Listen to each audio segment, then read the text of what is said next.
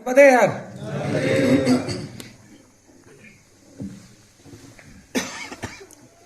जब ओंकारेश्वर से मैं परिक्रमा आरंभ करने वाला था,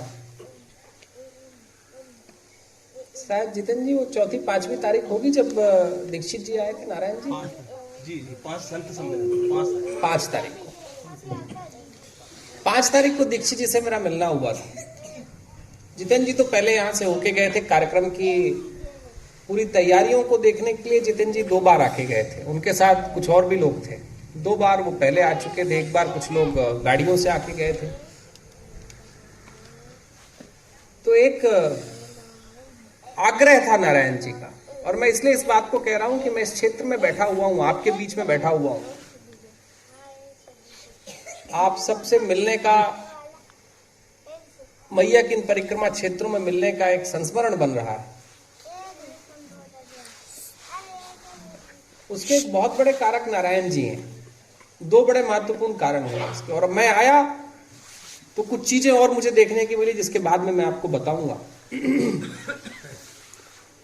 तो नारायण जी ने मुझसे कहा कि हमारा गांव थोड़ा दूर है, परिक्रमा का जो पथ है उससे थोड़ा कुछ दूर है। बोला जब 3500 किलोमीटर हम चल सकते हैं, थोड़ी दूरी और चलेंगे। तो थोड़ी दूरी और चलने की बात हुई। अब एक पिछले 2-3 दिन पहले जब यहां से हम आ रहे थे, तो उसी दिन बहुत सारे किंतु परंतु, कुछ परिक्रमा, हमारे योगेश जी हैं जो परिक्रमा का आगे का पथ देखते हैं, फिर जितेंद्र जी हैं जो बाकी व्यवस्थाएं देखते हैं। तो बीच में ऐसा लग रहा था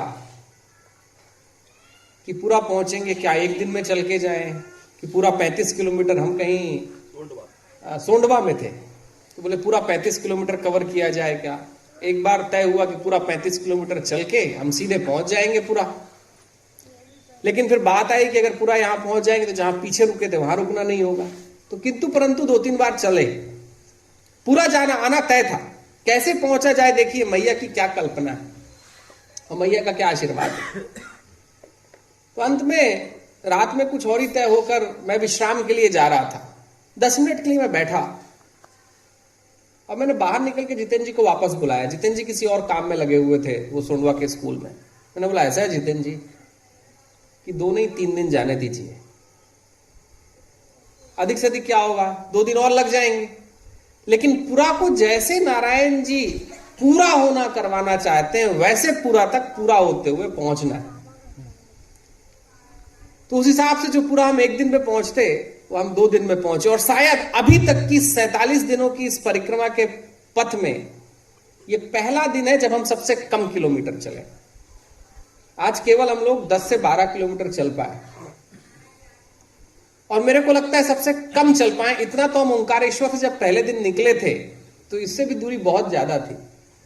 तो इतनी कम दूरी तय करने के बाद जो क्या रहता है कि परिक्रमा के पथ पे जब निकलते हैं तो बहुत सारी चीजों का ध्यान रखना पड़ता है। उसमें एक चीज ध्यान रखनी पड़ती है कि आपका एक डेस्टिनेशन अगर बीच में चेंज हुआ तो आगे के बहुत सारे डेस्टिनेशन और चेंज हो जाते हैं। तो आज सबसे कम चले, लेकिन नारायण जी का जो मैया ने उनको जैसा खोल के रख दिया था, तो नारायण जी इसके बहुत बड़े कारक है कि मैं यहां तक पहुंच पाया। और उनको मैं वाकई साधुवाद देता हूं कि उनका जोर इतना तेज रहा कि उन्होंने जोर अपना कम ही नहीं किया। हम क्या, अगर यहां से कोई और जा रहा होता तो भी आता। उनका जोर बड़ा गहरा था, बड़ा प्रेम भरा था। वो परसों भी पहुंच गए दोपहर में, परसों भी दोपहर में पहुंचे, और पूरा के आप भी थे, और लोगों से खबर भी दिलवा दी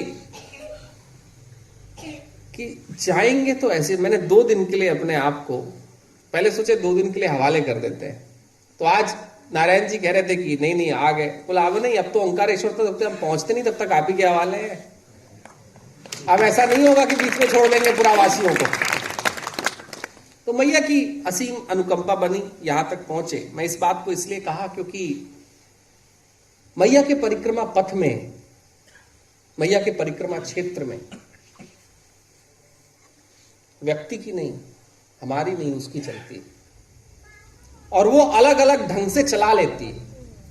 कोई भी अगर परिक्रमा के क्षेत्रों में यह सोचता है कि वो अपने मन से चल रहा है, अपनी इच्छा से चल रहा है, अपने भाव से चल रहा है, तो बहुत भारी गलती, क्योंकि चलाने वाली वो है और ऐसे लोग चला ले जाते हैं। सारे परिक्रमा क्षेत्र के वासी।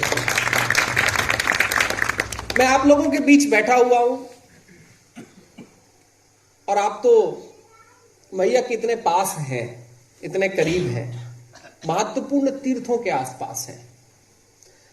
असल में मैया की जो परिक्रमा है, वो मैया की परिक्रमा इतनी दिव्य इसलिए है क्योंकि मैया के परिक्रमा क्षेत्र में भारत के सनातन इतिहास के वो समस्त दिव्य परिक्रमा के क्षेत्र के दिव्य स्थान है, जहां पर देवताओं ने भी आकर प्रार्थना करके गए थे। भगवान राम कहीं मैया के तटों पर आए थे, प्रभु कृष्ण कहीं मैया के तटों पर आए थे, हनुमान जी कहीं मैया के तटों पर आए थे। भारत के सनातन इतिहास का शायद ही कोई ऐसा देव पुरुष होगा जो मैया के परिक्रमा क्षेत्र में आया नहीं और उसने साधना और तपस्या नहीं की। शायद ही कोई ऐसा ऋषि होगा जो मैया के परिक्रमा क्षेत्रों में नहीं है। असल में ऋषि हुआ ही वही जो परिक्रमा के क्षेत्रों में आ गया। घटना उल्टी है, भारत का ऋषि वही हो पाया जो परिक्रमा के क्षेत्रों में आ गया। तो मैया का परिक्रमा क्षेत्र तो दिव्य क्षेत्र है। मैया की दिव्यता के साथ साथ मैया ने अपनी दिव्यता से भारत के समस्त देव तत्वों को अपने पास बुलाया था। जब हम परिक्रमा के क्षेत्र में चलते हैं तो केवल मैया की दिव्यता नहीं ले रहे होते, हम भारत के उन लाखों सालों के इतिहास को भी प्रणाम कर रहे होते हैं जहां से कहीं हमारा धर्म बना है, जहां से कहीं हमारा शास्त्र बना है, जहां से हमारी पूजा पद्धति बनी है, जहां से हमारा इतिहास बना है। और महत्वपूर्ण घटना है, इतिहास बनाने में और इतिहास को यहां तक लाने में आप सबके पूर्वजों का बड़ा योगदान रहा है। अगर आप सबके वो पूर्वज नहीं होते जो ऋषियों की, देवताओं की, इंद्र की, अश्वों की,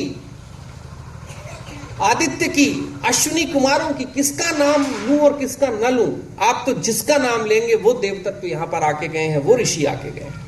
अगर आप सबके पूर्वज नहीं होते जो इनकी सेवा कर रहे होते, जो उनको कहीं यज्ञ की लकड़ी दे रहे होते, कहीं वो घृत भी दे रहे होते, कहीं घर से आप जो आज यहाँ के समाज के जो लोग किसान हैं, और मैं तो, मुझे लगता है कि मैं तो भूमिपुत्र हूं, जनक लोगों के साथ बैठा हुआ हूं। आप सब भाई जनक ही हैं। अगर आप लोगों ने अपने घर का अनाज बांटकर ऋषियों के साथ, संतों के साथ, कहीं जो दूर बैठकर तपस्या कर रहे थे, अगर उन्होंने आपने अपने घरों से दूध और छाछ नहीं भेजी होती, अगर घी आपके पूर्वजों ने नहीं दिया होता, तो मैया की दिव्यता के साथ उनकी दिव्यता का अध्याय कभी लिख नहीं जाता। वो लिख इसलिए पाया क्योंकि आपके पूर्वजों ने वो सेवा की, जिस सेवा का परिणाम है कि आज भी परिक्रमा हो रही है। अगर आज परिक्रमा हो रही है तो इसका बहुत बड़ा कारण आपके पूर्वज हैं, जिन्हें आप जिस भी रूप में पूज रहे होंगे, दोबारा एक बार जरूर पूजिएगा और कहिएगा कि वाह, आपके कारण आज भी परिक्रमा के क्षेत्रों में हम लोग चल पाते हैं, कहीं मैया की दिव्यता को लेकर लोग भ्रमण कर पाते हैं, पथों पर निकल पाते हैं। ये बड़ा अद्वितीय अध्याय था। और मैं तो एक बात कह रहा हूं, मैंने बावन वाहनी में वो बात कही थी जिसे आप लोग अब ब्रंच में बड़वानी कहते हैं, कहिएगा नहीं, बावन वाहनी कहिएगा उसको। ये तो ऐसा दिव्य क्षेत्र है कि यहां पर 52 शक्ति के तीर्थ हैं, 52 वाहनी तक। पूरे भारत में जो मैया के दिव्य शक्तियों के क्षेत्र हैं वो कहां कहां, अगर आप सोचें कि आप एक हफ्ते में उन सारे दिव्य क्षेत्रों तक चले जाएं तो बड़ी असंभव घटना है। कहीं कोई यहां है, कहीं कोई वहां है। आप अगर हेलीकॉप्टर से भी करें ना तो भी आप एक हफ्ते में पूरा नहीं कर सकते। ये 52 वाहनी का मैया का दिव्य क्षेत्र है, जहां पर वही 52 शक्ति पीठों की, कहीं मैया के दिव्य क्षेत्रों में, कहीं मैया के अलंकरणों से उनके सनातन इतिहास ने उनके अलंकरण, उनके सिद्धांत, उनके स्थान बनाए थे। हम 3 दिन में चाहें तो खल बुजुर्ग के पास वो स्थान शुरू होता है और वहां से 52 वाहनी मुझे लगता है 75 किलोमीटर है, 75 किलोमीटर ही होगी। 75 किलोमीटर में आप 52 शक्तिपीठ कर सकते हैं। बताइए कितने सौभाग्यशाली लोग आप लोग हैं। मैं, जितेंद्र जी ने एक महत्वपूर्ण बात रखी कि मैया की परिक्रमा स्वार्थ की परिक्रमा नहीं हो सकती। क्योंकि मैया का पूरा परिक्रमा पथ स्वार्थी लोगों का है नहीं। मैया की परिक्रमा स्वार्थ की नहीं है, क्योंकि मैया के परिक्रमा पथ में रहने वाले जो तीर्थ क्षेत्र के आप सब वासी हैं, उनमें स्वार्थ नहीं है। तो हम लोगों को बड़ा ध्यान रखना जरूरी है कि मैया की अगर पूरी परिक्रमा और परिक्रमा क्षेत्र में रहने वाले लोग परमार्थ कर रहे हैं, तो संत कुल से चलने वालों से मैंने एक आग्रह किया था, और वो हर जगह संत कुल से कर रहा हूं, और बहुत उसका आनंद भी मिल रहा है। क्योंकि मेरे जीवन के जो वरिष्ठ संत हैं, आप लोग बैठे हुए हैं, और भी जो वरिष्ठ संत हैं, वो लगातार एक बात कहते हैं कि विवेक जी आपने अच्छा किया, इस बात को लेकर आप चल रहे हैं। मैं कह रहा हूं कि हमारा एक बहुत बड़ा काम परिक्रमा के क्षेत्रों का है, और वो काम है कि जो लोग परमार्थ की सेवा कर रहे हैं उनके बीच हम बैठ पाए।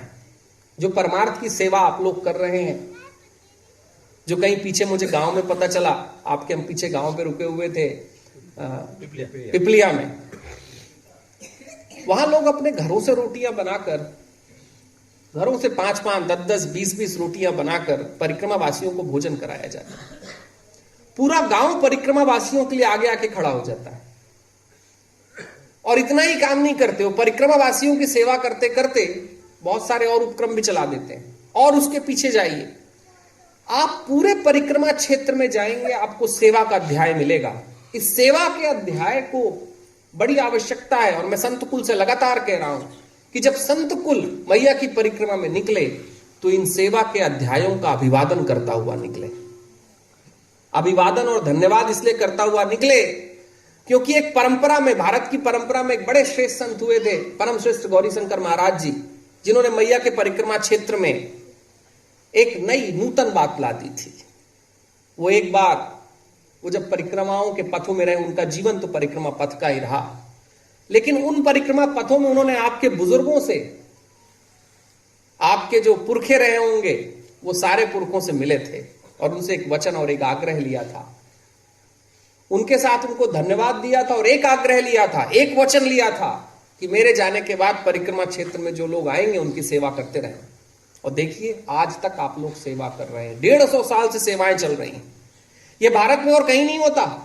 आप लोग बहुत सारे तीर्थों में जाते होंगे, काशी गए होंगे, अमरनाथ गए होंगे, लोग केदारनाथ गए होंगे, हरिद्वार गए होंगे, ऋषिकेश गए हैं, तीर्थों में गए हैं। हर एक तीर्थ में आपको अपना बटुआ देखना पड़ता है। देखना पड़ता है कि नहीं देखना पड़ता है? यह केवल मैया का परिक्रमा क्षेत्र है जहां पर बटुए खाली करके चलना पड़ता है, क्योंकि बटुओं की आवश्यकता नहीं होती। ये पूरे भारत में केवल मैया का परिक्रमा क्षेत्र ही है। अमरनाथ में भी अगर आप जाते हैं तो भोजन पानी तो मिल सकता है, लेकिन घोड़ों का किराया फिर भी देना पड़ता है। परिक्रमा का क्षेत्र है कि यहां आपका अगर सामान भी भारी हो जाता है तो लोग अपनी मोटरसाइकिल से आपका सामान दूसरे जगह तक रख देते हैं। ये मैया का परिक्रमा क्षेत्र और आप सबके कारण है। मैं एक बात हुई कि मेरा आशीर्वचन यही है, और मेरा आप लोगों से यह आग्रह भी है, और संत कुल जो मुझे सुनते हैं, कई लोग छिप छिप के सुनते हैं, कई लोग खुलेआम सुनते हैं, तो जो छिप के सुनते हैं उनके लिए कि हम परिक्रमा के क्षेत्रों को, जो उनका सेवा सद्भाव का जो आज कार्यक्रम चल रहा है, उसकी सराहना करते हुए हम चलें। परिक्रमा के क्षेत्र में आप जो कर रहे हैं, हमको कुछ बदलने की आवश्यकता नहीं है, ना आपको कुछ बताने की आवश्यकता है कि आप करें क्या। आप वो कर रहे हैं जो पूरे भारत में नहीं हो रहा है। परिक्रमा के पथों में चलने वाले व्यक्तियों को बिना कुल, बिना वंश, बिना नाम पूछे जहां भोजन और आश्रय मिल जाए, ये कहीं और भारत में हो रहा है? भारत में तो और जगह पर पूछा जाएगा कि आप कौन हैं, कहां से हैं, कैसे हैं, क्यों आए हैं, कितने दिन से आए हैं, और कितने दिन रुकेंगे। परिक्रमा के क्षेत्रों में तो लोग जबरदस्ती बोलते हैं रुकना ही पड़ेगा, ये केवल आपका पथ है, ये आपके गांव है, ये आपके शहर है। मेरा एक मन रहा है, और मैया की एक कृपा रही है कि मैं चाह रहा था कि जब मैं परिक्रमा के पथों में चलूं तो जो मैया का आशीर्वाद तो मेरे जीवन में अनंत रहा है, आज भी मिल रहा है, और मैया की कृपा रहेगी, जीवन उनका है। लेकिन इस परिक्रमा पथ को अगर हमको 1000 सालों की रचना का अध्याय बनाना है तो संत कुल को, जो मुझे छुपकर सुनते हैं, उनके लिए है ये कि वो एक काम करें कि वो आपको सिखाने नहीं आए, सीख के जाएं। हम यहां पर आपको सिखाने के लिए ना आए कि आपको और क्या करना है। मैया की पवित्रता आपने लाखों सालों से बचा कर रखी हुई है।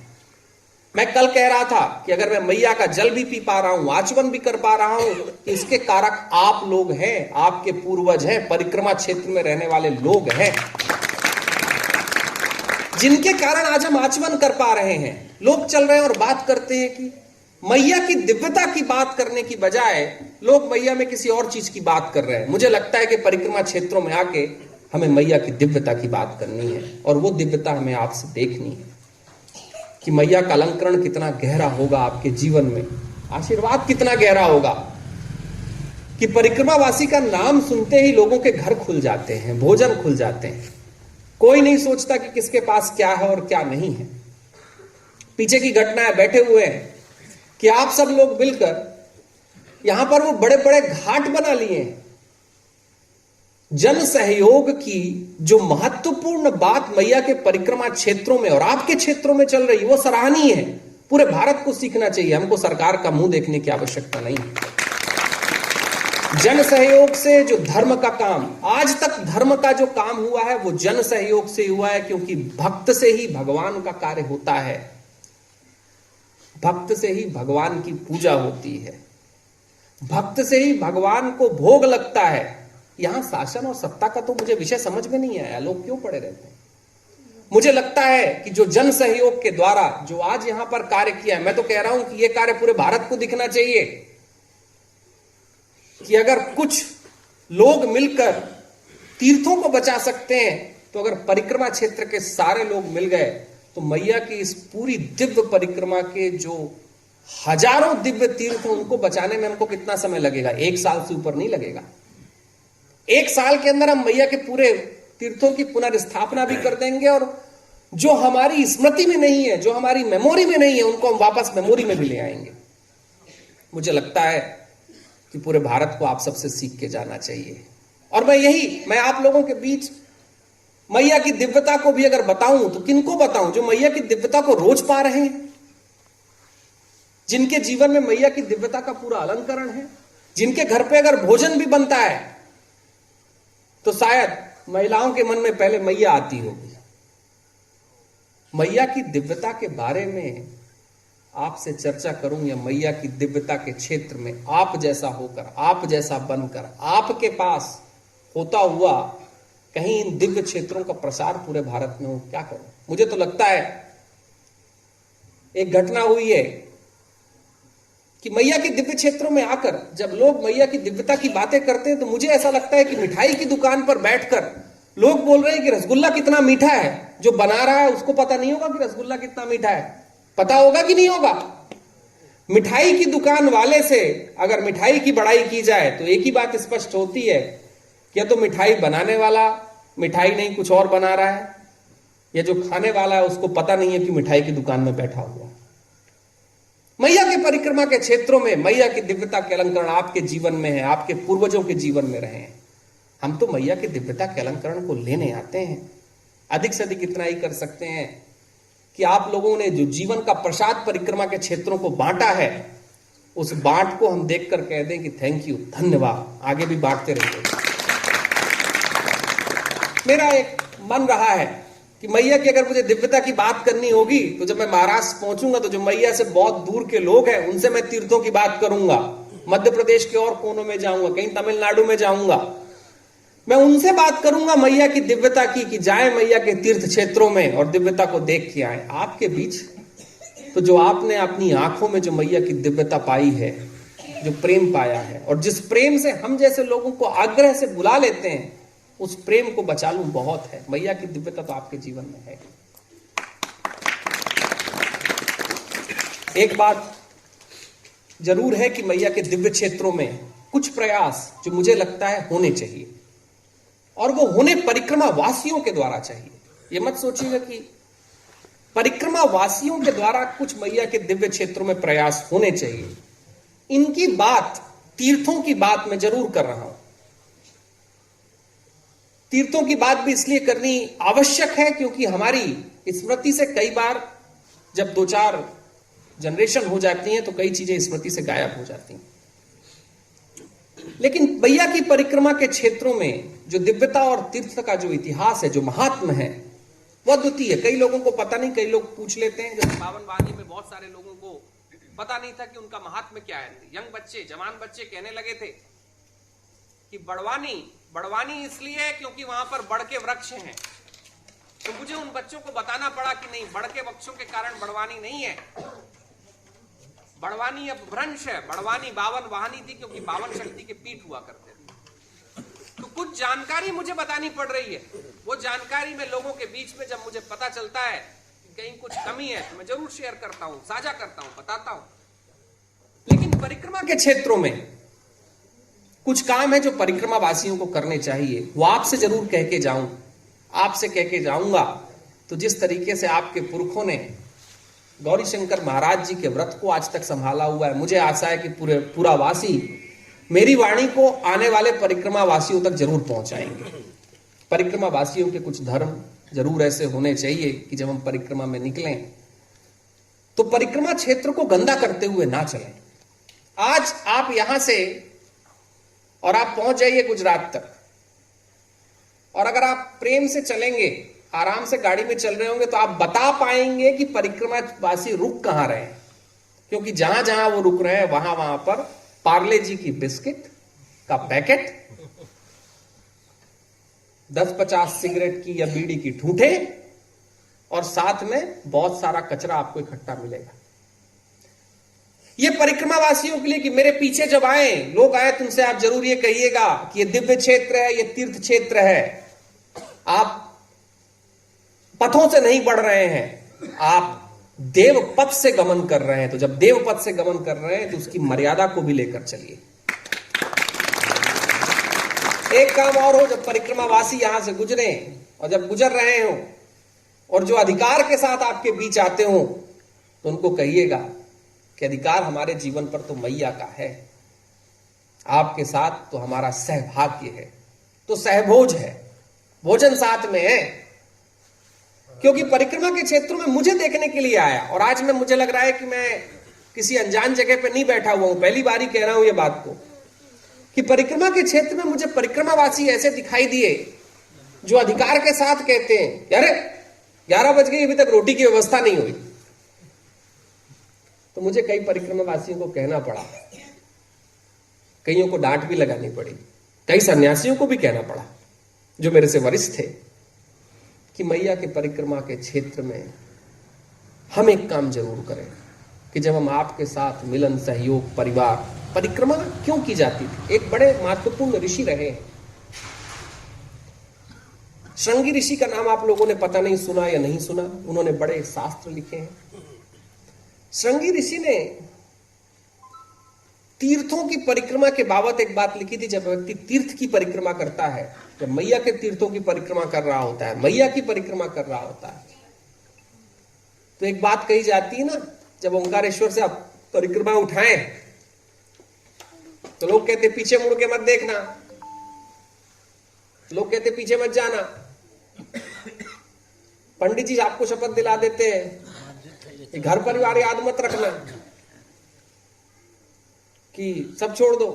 तो कई सारे लोग इसको बहुत लिटरल ले लेते हैं, जैसा बोला गया वैसा समझ लेते हैं। महत्वपूर्ण घटना है कि श्रृंगी ऋषि कहते थे कि जब आप मैया के परिक्रमा पथों पर चलते हैं तो आप नए परिवार बनाते हुए चलते हैं। पुराने परिवार तो विदा हो जाते हैं, वो उसी दिन छूट गए जब आप ओंकारेश्वर से मैया का जल उठाए। क्योंकि जब आप आगे बढ़ रहे हैं तो उस मैया के लाल भी तो बैठे हुए हैं, लाड़ियां भी तो बैठी हुई हैं। अगर उनसे आप संबंध बनाते हुए चलेंगे नहीं तो मैया की परिक्रमा कर कैसे लेंगे। तो मैया की परिक्रमा तो नूतन परिवार बनाने की परिक्रमा है। जब हम परिवार बनाते चलते हैं तो हम संस्कार साझा करते हैं, संस्कार बांटते हैं। जब हम संस्कार बांटते हैं तो केवल संस्कार नहीं बांटते, हम रीतियां, कुल, वंश, परंपरा, अपने परिवार, अपने समाज का सब कुछ बांट लेते हैं। और जिस समाज में चीजें बंटने लगती हैं ना, वो समाज दैवीय हो जाता है। मैया की परिक्रमा दैवी इसीलिए है क्योंकि परिवार, वो परिवार छोड़ दो, अब ये परिवार बनाते हुए चलो। ये परिवार बना तो वंश, कुल, परंपरा, न जाने हम किनको एक बना लेते हैं। श्रृंगी ऋषि ने मैया की परिक्रमा को लेकर हजारों सालों पहले बड़ी बड़ी बातें की थी। और श्रृंगी ऋषि का स्थान आपके बहुत दूर नहीं है, आप किसी खल बुजुर्ग में उनके और उनके गुरु का स्थान है, विभांडक मुनि का। उन्होंने मैया के परिक्रमा क्षेत्रों की बात करते हुए एक बात कही थी, फिर अपन सब सहभोज में जाएं, नहीं तो मैं तो पूरी रात बैठ जाऊंगा, तीर्थवासियों के साथ बैठा हुआ हूं। श्रृंगी ऋषि ने एक बात कही थी, बड़ी महत्वपूर्ण बात अपने सूत्रों में उन्होंने कही थी। जब उन्होंने अपने सूक्तों की रचना करते हुए अंतिम सूक्त तक आते हैं तो मैया के परिक्रमा क्षेत्रों की बात करते हुए एक बात कहते हैं कि यहां, क्योंकि उनको कोई ऐसा व्यक्ति मिला होगा, कोई ऐसा समाज से, आपके पूर्वजों से कोई व्यक्ति वहां रहा होगा जिन्होंने उनकी उस तरीके से सेवा की होगी। श्रृंगी ऋषि कहते थे कि मैया के परिक्रमा क्षेत्रों में सेवा और प्रेम, ये जिसको दिख गई, जिसको मिल गई और जिसकी हो गई, उसको मैया भी दिख गई, उसको मैया भी मिल गई, मैया उसकी हो गई। बोलिए नर्मदे।